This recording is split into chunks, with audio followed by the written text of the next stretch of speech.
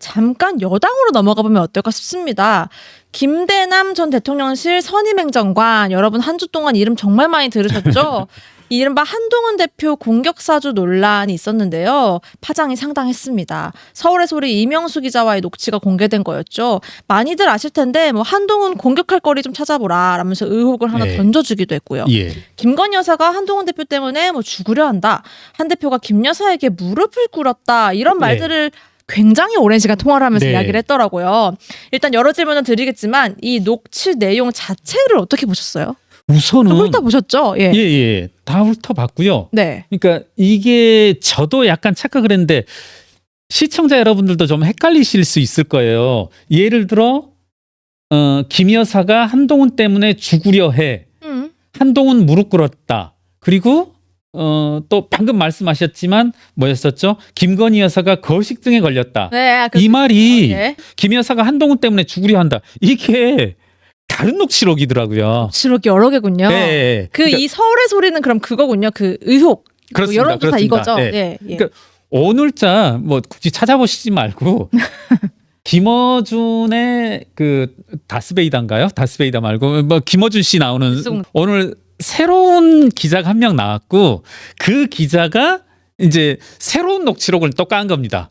근데 여러분 야 그거 김경률도 지금 네가 말하고 있는 거 오늘 나온 게 아니라 3일 전에 5일 전에 나왔던 거야. 맞아요. 근데 그때 그 기사를 쭉 읽어보면 여러분들도 무슨 생각을 했을 거냐면 그 종전 서울의 소리와 김대남과의 인터뷰에서 그런 내용이 나왔다라고 생각할 수 있는데 이게 다 이 새로운 매체 여러분들 모르실 텐데 뉴스버스 기자와의 통화에서 나온 겁니다. 뉴스버스 기자와 김대남 씨와의 통화에서. 김대남 씨 참 여러 군데에 통화를 했군요. 여러 기자와. 그리고 조금 뭐 이제 그 해당 매체에 대해서는 좀 죄송한 표현입니다만은 누군지 잘 모르실 거잖아요. 시청자 여러분들은 뉴스버스라고 하면. 그런데 이제 뉴스버스도 굳이 이야기하자면 이렇게 윤석열 대통령의 뭐랄까요, 호의적인 언론은 아니고 여러분 어떤 사건 말씀드리면 이 매체가 고발 사주를 주로 이제 언급하는 매체거든요.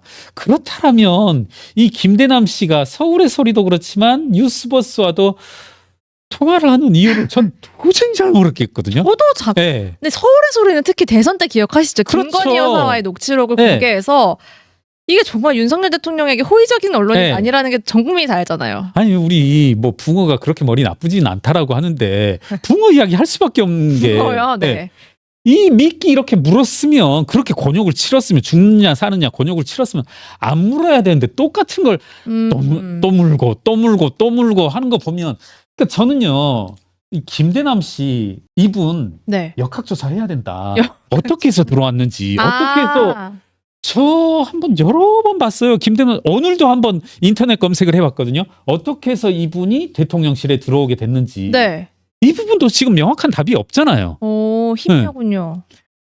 이건 뭐 일각에서는 뭐 나경원 의원이 그런 비슷한 말씀을 하셨는데 이걸 왜 조사하냐? 이거 갈등만 부추길 뿐. 결국은 상대방 적인 민주당을 좋게 할 뭐 민주당의 어떤 뭡니까 함정에 빠져든 격이다. 뭐 이런 식으로 말씀을 하셨는데 그렇다고 해야 될 일을 안 할 수는 없잖아요.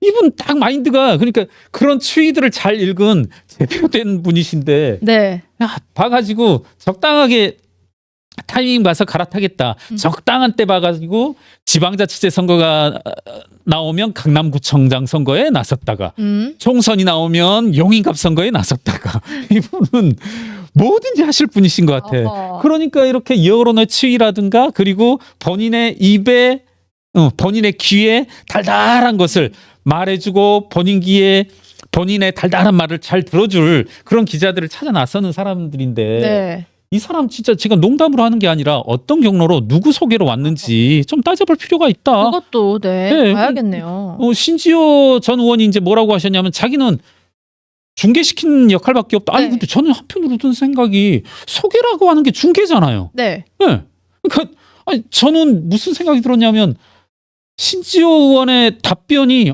본인이 소개해줬다라고 말하는 거잖아요. 연결 소개. 아니, 제가 뭐 국민의힘을 가더라도 어디 뭐 민주당을 가더라도 정의당을 가더라도 다 누군가가 연결해줘서 가는 건데 그런 의미에서 저는 좀 신지호 의원도 조금은 보다 상세한 답변을 할 필요가 있지 않나. 누군가로부터 들어서 누군가가 추천하길래 전달해줬을 뿐이다라고 하는데 추천이라는 게 그런 거잖아요. 그렇죠. 그럼 그 정황을 다 알고 네, 있다는 거니까. 본인이 어떤 레퍼런스를 가지고 어떤 확신이 들었길래 위로 추천해줬다. 이 정도는 좀 해명해줘야 되지 않나. 한동훈 대표 측이 이 사안에 대해서 어떤 명확한 해명을 사건의 실체를 입증하려는 하는 조금은 신지호 의원께서도 보다 넓은 답을 보다 깊은 답을 할 필요가 있다. 지금 상황에서 네. 그 대통령실 일반의 그런 모습들은 좀 따져볼 필요가 있고요. 저는 이제 다른 데서도 말씀을 한번 드렸었는데 네. 한동훈 무릎 꿇었다. 이게 이제 이 부분도 우리가 어떻게 해석할지인데 그 시점에 김대남 세드 한동훈 무릎 꿇었다라고 한 시기에 이제 비상대책위원으로 있었으니까 1월쯤 아니었나요? 그렇죠, 맞습니다. 그때 네. 이제 1월 15일 이때 전후인데 이때는 뭐 저 역시 폭풍이 한가운데 있었던 사람으로서 예. 이건 사실이냐 아니냐라고 묻는다라면 사실이 아니다. 그리고 확실하게 말씀해 주시네요. 그건 분명하죠. 뭐냐면 용산의 시각, 용산의 입장은 뚜렷했죠. 한동훈 무릎 꿇어라였죠. 꿇어라. 네. 그리고 뭐랄까요? 대대적인 공격이 있었죠. 네. 네, 뭐 그때 이건 뭐 저의 일방적인 주장이 아니라 뭐 언론계에 계신 분들은 다 아실 겁니다. 뭐 무지막지한 무차별적인 이제 찌라시 배포가 있었고 또 이제 항상 우리 신용그룹에서 이용하는 그 갈고리들, 갈고리 역할을 할 수 있는 친한 매체의 찌라시성 기사를 유포시키고 나서 그걸 이제 근거로 해서 공격들이 대대적으로 이어졌는데 제가 아는 전말이라고 한다라면 이건 시청자분들이 듣기에 따라서 일정 부분 뭐 평가를 하고 뭐 사실에 근거한 것이 아니라 저의 평가라는 부분도 있을 수 있는데 저는 그렇게 말씀드리고 싶어요. 그러니까 정리하자면 한동훈 무릎 꿇었다에 대한 것은 분명한 건 용산의 기본적인 시각 그리고 바람이었었고 아하. 적어도 한동훈 대표는 그러지 않았다. 뭐 그 전말은 쭉 아실 테고요. 이 녹취록에 나온 김대남의 한동훈이 무릎 꿇었다라는 거는 무릎을 꿇길 바라는 용산의 대통령실의 바람이 담긴 것이지 사실과 다르다. 백사님 보시기엔 이렇게 말씀을 해주신 거고요. 한동훈 대표가 이 김대남 전 행정관의 녹취 관련해서 상당히 강경하게 나가고 있죠. 감찰 지시하기도 했고요. 법적 조치까지 필요하면 하겠다라고 예고를 한 상황이어서 그만큼 중요한 사안으로 보고 있는데 아까 잠깐 말씀하셨다시피 뭐 나경원 의원 같은 경우에는 왜 이를 키우느냐. 한동훈 대표 일 키우고 시끄럽게 키우는 것이 오히려 해당행위다 이렇게 얘기를 했고요. 홍준표 시장님 등장하셨습니다. 뭐 쫌생이나 하는 짓이다라고 이렇게 직격을 하셨네요. 이런 목소리가 계속 나오는 게 한 대표로서는 참 탐탁지 않을 것 같아요. 왜 나오는 거예요, 이런 목소리가? 그러니까 나경원 그리고 홍준표 시장 이런 분들에게 궁금한 것이 뭐 제가 질문한다라고 해서 답변하시진 않을 거지만 그럼 이걸 어떻게 하자는 건지 그냥 넘어가자는 건지 그리고 김대남 씨 주장처럼 그냥 단순한 실수라고 치부할 수 있는 일인지 이건 아니라고 보거든요. 그러니까 저는 제가 왜 이런 말씀을 드리냐면 당시 김대남 씨 지금 나오고 있는 김대남 씨의 당시 녹취록 내용들이라고 하는 것이 당시 용산의 핵심적인 몇몇의 움직임과 일치하는 것들이거든요. 전형적인 그때 당시 있었던 파상 공세, 한동훈 대표에 대한 파상 공세와 전적으로 일치하는 모습이고 한동훈은 무릎 꿇게 하고 싶었고 이랬던 것들인데 이런 것들이 지금 이제 이런 모습이 지금 어떤 식으로 구체적으로 드러난 거냐면 서울의 소리와 그리고 뉴스버스 그리고 일련의 기자들과 이 두 분 아니겠습니까? 그분들이 이제 전화 통화한 게 아니겠죠. 여러 매체들을 통해서 이와 같은 작업을 했을 거고 그 녹취록들 이제 또 뭐가 어떻게 터져 나올지 모르는데 이런 것들을 과연 두고만 볼 것인지. 그래서 뭐 어떡하라는 거냐? 그렇죠. 이게 지금 김대남 씨 개인의 있었던 일이 아니라 많은 용산 대통령실의 선수들이 나섰던 일인데 이런 모습으로 정치의 본연의 모습들이 실종되고 한 명 국민의힘 소속 뭐 정치인을 죽이기 위한 네. 이런 작업들을 두고만 봐야 되는 것인지 참 안타깝습니다. 그러니까 네. 조금 나경원, 홍준표 두 이제 정치인들 우리나라의 뭐 유력 정치인들이라고 할 수 있는데 이런 식의 공격들이 바람직한 건지 조금 많이 실망스럽습니다. 네, 그래서 뭐 친한동훈계에서는 뭐 이런 통화 내용 뭐 그러면 어떡하라는 거냐, 뭐 해결을 해야 되지 않겠냐, 대응을 해야 되지 않겠냐 이렇게 얘기를 하면서 또 배후설 의심하기도 하고요. 개인 플레이가 아닐 가능성이 크다라고 이야기가 나오고 있기도 하고요. 네네. 김대남 전 행정관은 어쨌든 오늘 재직 중이던 공기업 감사직에서 사퇴를 했고요. 지난주에는 뭐 탈당도 미리 한 상태입니다.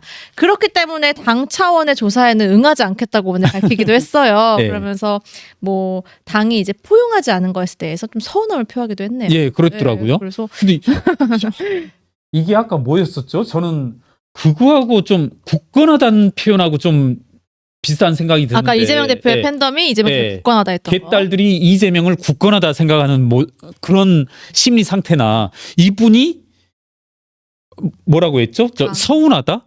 포용하지 않은 예. 점에 대해서 좀 예. 아쉽다. 이런 경우에 아쉽다라고 표현할 수 있는 건지 참 이게 뭔가 잘못되다 대단히 잘못됐다. 네.